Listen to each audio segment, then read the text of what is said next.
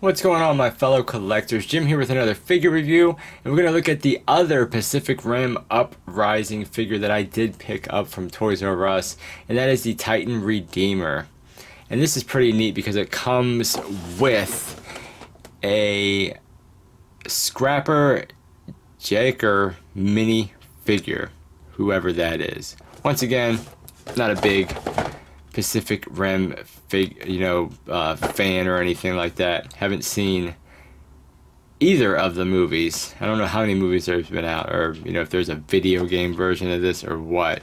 But the Titan Redeemer, to me, has a very cool look, so I wanted to pick it up, and it was only 20 bucks, so I was curious to see how the new Tamashi Nation's Bandai line. I imagine this is pretty much like they did with the Dragon Ball, Dragon Star line, just a little bit more affordable for some of the collectors out there. But yeah, this is pretty neat. The packaging is what we saw before on the other figure. Nice blue, but a lot of the figure is kind of covered up. You don't really see much of it. But we do get a cool image here. It says Titan Redeemer. You got the Tamashi Nations and Bandai Legendary. Top, you got the Titan Redeemer. Bottom, you got that. Side, you got that. Other side, you got that. And on the back, shows you some pretty cool images of the figure, and it says over 24 points of articulation. So very neat. Let's go ahead and crack this one out and take a closer look. Okay, and here he is out of the packaging, and you don't get too much with this figure at all. And I don't know if I mentioned it in the review of the Gipsy Avenger, but when I took both of these up to the counter, one rung up $9.99 or $19.99, and the other one rang up $29.99.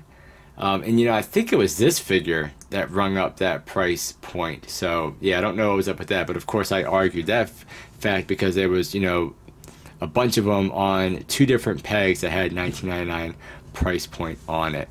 It does come with this minifigure, and this is basically just casted in one color.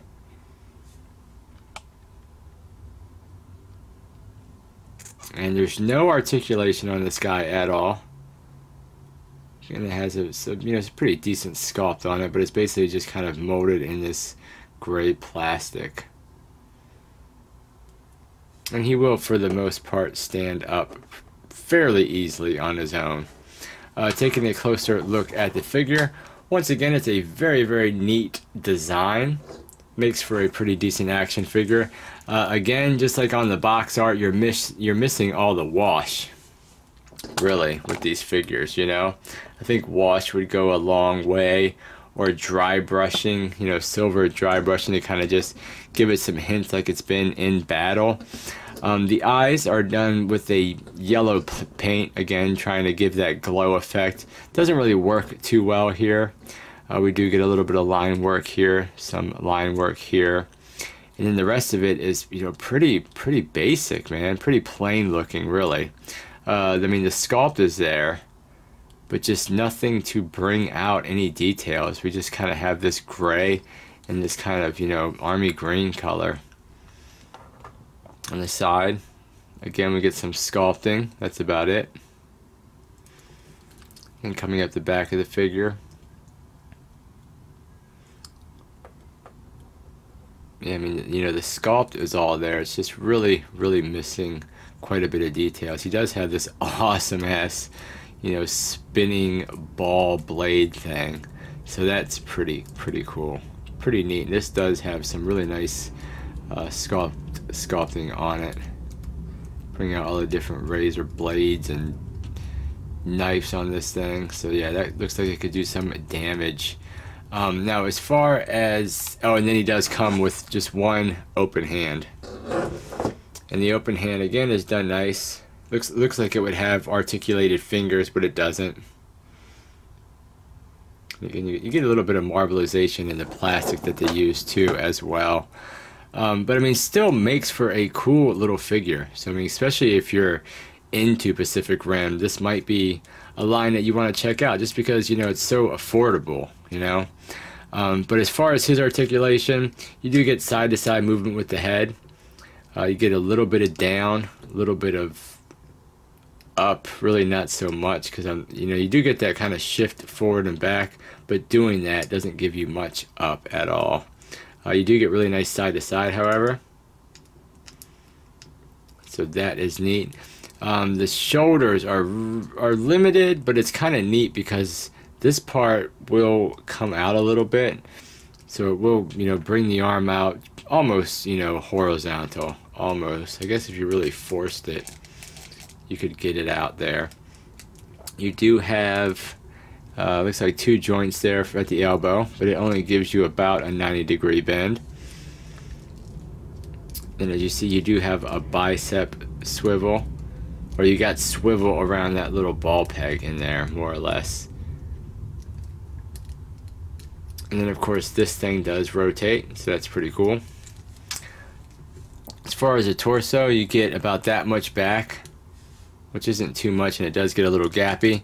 Get about that much forward, get a little bit of side, so not bad. And of course you do have rotation. As far as the legs, looks like they don't drop down at all. Yeah, they're not dropping down. It seems like they kind of go in and out like this, but I guess you do get a little bit of rotation. But yeah, I'm not getting a lot of movement at all. I guess you can kind of bring the leg up, but it's gonna just kind of kick out like that at a really kind of crazy angle because of the sculpt. It almost feels like it should shift down, but it's really not. You do get rotation. You do get 2 joints there at the knee, so that brings the knee up about that much. For the legs, you do get forward and back, and you do get side to side, so they're done nice, and you get rotation, so that's pretty cool. So I mean, overall, not too bad of a figure. Like I said, especially if you are into this, if you're a huge fan of Pacific Rim, these are definitely going to be ones you want to pick up. I don't know why I feel like that should be dropping down, and why I keep trying. It's just not, it's just not happening. Out, you get only about that much going out. But yeah, decent little figures for the price point. Like I said, I don't know why one was so much more expensive than the other, but just hopefully you can argue the fact that the Toys R Us that you pick these up at, and maybe get them for $19.99 as well. But yeah, guys, that was a look at the Pacific Rim. That was the Titan Redeemer. Pretty cool action figure, but it's it's definitely basic. It's definitely what you're paying for it.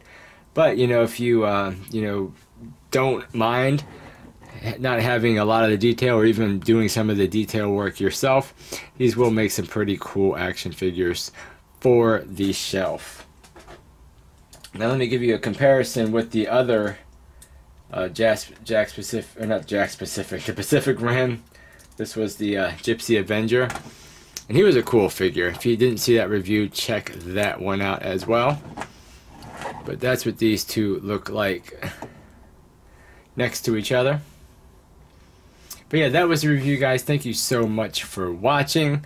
Like, comment, and subscribe, and I will catch you guys. Looks like he stands about a little under 6.5 inches tall. But I will catch you guys on the next figure review. Take care.